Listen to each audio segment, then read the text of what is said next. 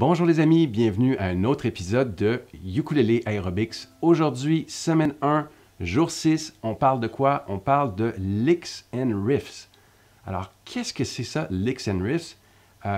D'abord, la première chose à dire, c'est qu'il n'y a pas vraiment de bonne traduction en français pour un lick ou un riff. Alors, on va utiliser les mots en anglais, mais on peut les prononcer avec l'accent français de notre choix.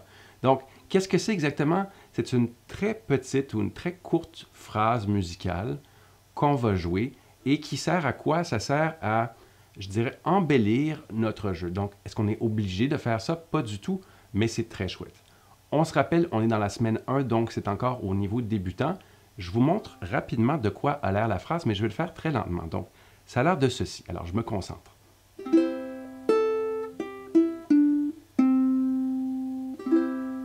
Donc, cette petite phrase ici, on va parler de son contenu et qu'est-ce qu'il y a dedans, qu'est-ce que vous avez besoin de savoir afin de pouvoir la jouer et à quoi sert la phrase aussi. Alors, je vous ai préparé un petit encart qui me permettra de vous expliquer ce dont vous aurez besoin afin de jouer votre premier riff ou lick au ukulélé. Je change d'écran. Voilà. OK. Alors, quels sont les ingrédients magiques qui composent ce premier riff ou lick au ukulélé? Tout d'abord, on aura besoin de ce qu'on appelle la gamme pentatonique majeure de Do. Ne vous laissez pas intimider par les mots compliqués et les termes techniques.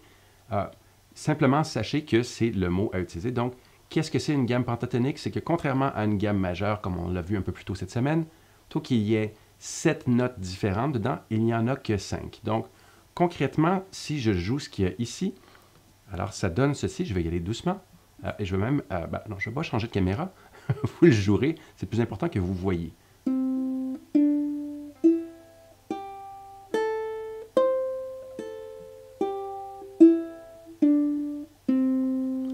Alors, tout bonnement, c'est comme ça que sonne une gamme pentatonique majeure de Do ou C en position ouverte. On se rappelle que la position ouverte, c'est lorsqu'on utilise les cordes à vide. Donc, je vous invite pour vous faire un peu la main et vous rentrer la gamme dont vous aurez besoin dans l'oreille, à tout simplement jouer ce qu'il y a dans l'encart ici, histoire que ce soit plus simple pour vous. La deuxième composante, en plus de la gamme en question, on va avoir besoin, et ça c'est peut-être une bonne habitude que je vais faire ça à l'avenir, tiens, et je vous encourage à me suivre là-dedans. Donc, lorsque je veux jouer quelque chose, la première étape, c'est toujours de comprendre, en fait, de bien entendre, de bien écouter. Alors, écouter la piste audio, c'est une bonne première étape. Ralentir la piste audio, parfois, si vous êtes capable, je vais vous donner des trucs au fil des prochaines semaines, c'est encore mieux. Mais parfois, on a juste la feuille de papier, donc c'est important peut-être j'appelle ça retirer certaines dimensions afin que ça soit plus facile pour vous de comprendre. Donc, qu'est-ce que j'ai fait ici en bas? J'ai pris l'exercice qui est dans le livre, que vous pouvez voir dans votre livre pour l'exercice de la journée 6 de la semaine 1, et j'ai simplement extrait la dimension rythmique. Donc, je ne me préoccupe pas du tout de quelle note jouer ou juste avoir une idée, c'est quoi le rythme. On y va doucement. Si vous ne l'avez pas encore fait, je vous encourage à regarder ma vidéo qui traite des rythmes, comment bouger, comment lire les rythmes. J'ai une feuille d'exercice que je fournis dans cette vidéo.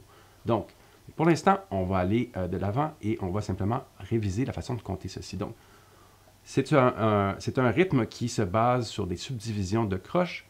Qu'est-ce que ça veut dire concrètement pour simplifier? C'est qu'on compte 1 et 2 et 3 et 4. Et évidemment, on compte comme transition. Ce n'est pas un objectif de compter dans la vie, quoique ça peut être utile, mais au ukulélé, c'est simplement pour clarifier. Donc, comptez à la vitesse qui vous convient. Même si c'est super lent, l'important, c'est que ça soit clair pour vous. Donc, je vais ralentir. 1 et 2 et 3 et ainsi de suite. Donc, qu'est-ce qu'on voit quand on regarde la partition ici? J'ai mis entre parenthèses les « et » ou peu importe les autres notes. Lorsque je ne les joue pas, je les chuchote. Alors, c'est ce que ça veut dire, la parenthèse, c'est juste dire « je ne joue pas ». Normalement, je continue mon mouvement tout de même, mais je ne joue pas. Si je joue, par exemple, des accords brossés. Si je joue des mélodies, ce n'est pas la peine de continuer à bouger la main. Donc, de quoi a l'air le rythme ici? Je le fais en brossé. Alors, je dépose ma main sur le manche juste pour avoir cette espèce de son percussif comme ceci. Et ça donne donc 1 et 2 et 3 et 4. 1, 2 et 3 et 4. Alors je le refais. 1 et 2 et 3 et 4 et 1 et 2 et 3 et 4 et... Je vais cesser de compter. Je vais garder à peu près la même vitesse, mais je vais juste jouer l'aspect percussif afin que vous ne soyez pas distraite par le fait de compter parce que c'est une distraction. Donc, ça donne ceci.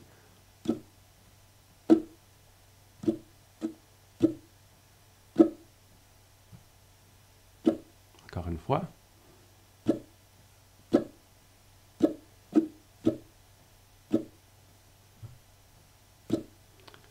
Alors maintenant qu'on l'a bien dans l'oreille, on va aller voir de quoi ça a l'air au niveau de la main gauche et après ça, on va mettre tout ça ensemble. Alors je change de caméra afin qu'on puisse décortiquer ensemble cet exercice. Donc, au niveau de la main gauche, ou de la combinaison des deux mains en fait, on commence par un accord de C. Alors, on se rappelle que c'est la troisième case sur la première corde, les cordes étant 4, 3, 2, 1, comme ceci. Donc, simplement un accord de Do ou de C qu'on connaît déjà très bien. Suivi de quoi? Suivi de la corde à vide. Donc, je soulève mon doigt qui est sur la première corde. Je vais venir déplacer ce doigt maintenant sur la deuxième corde ici à la troisième case. Je vais ensuite soulever ce même doigt que je viens de déposer pour jouer cette même corde, c'est-à-dire la deuxième corde. Je vais venir déposer mon deuxième doigt à la deuxième case, mais cette fois-ci, ça sera sur la troisième corde. Je vais soulever ce doigt que je viens de placer et je termine le tout avec un accord de C. OK, un tout petit peu plus vite parce que là, il y avait le temps d'être franchement distrait ou distraite. Donc, un accord de C, je soulève le doigt, je viens déposer sur la corde qui est juste en dessous, à la troisième case toujours, je soulève encore le doigt, je change de corde encore une fois, cette fois-ci avec le deuxième doigt, je soulève ce même doigt et on termine sur un accord de C. Alors, si on met tout ça ensemble, je vais essayer à deux caméras. Voilà, soyons braves. Peut-être changer un petit peu d'angle. Voilà, comme ça. Voilà. J'aurais dû faire ça plus tôt. C'est les joies du live. Enfin, c'est pas tout à fait live, mais presque. Ça viendra. Hein? Au fil des semaines, je me suis lancé le défi, lorsque j'aurai un bon rythme, d'en faire quelques-uns qui seront live, et même à l'heure de la France, pour mes amis français, françaises qui suivent ces cours avec intérêt. Je vous remercie d'être là au passage. Donc, j'y vais avec les deux ensemble. Donc,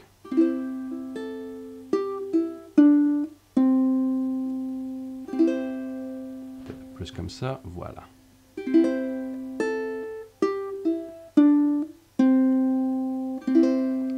OK, donc ça fait le tour de la leçon. C'est pas plus compliqué que ça. En terminant, j'ai pensé vous donner quelques conseils pour bien utiliser cette nouvelle connaissance qui est votre premier riff de ukulélé.